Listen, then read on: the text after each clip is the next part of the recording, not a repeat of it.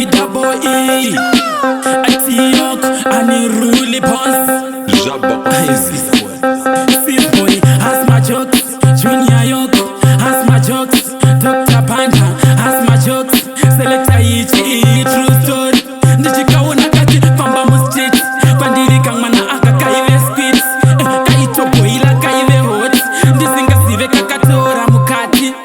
Kakazungu patwa kari positive Apa inini rasta ndaive negative Uchikaona weto kaya kari fiti Asimukati kanga kato parara futi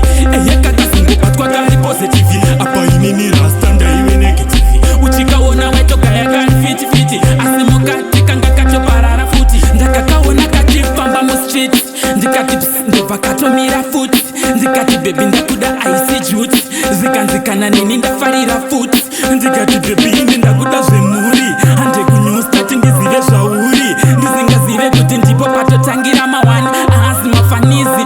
Boys Kakazungu patwa kari positive Apa inini rasta ndaive negative Uchikaona weto kaya kari fiti Asi mukati kanga kato parara futi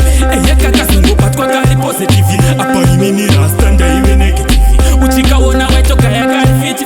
Asi mukati kanga kato parara futi Tichingobuda munyustati zikanzina baby doctor Awa nakundinyepera here Ndikati saka baby ukuti doctor Awa ukuti vakatakwa here Kakabakati hani usambovateerere Ukuti inini ndinga kunyepere here Ndikati rasta zvakadai handisekerere Usandikuma iwo sandizembere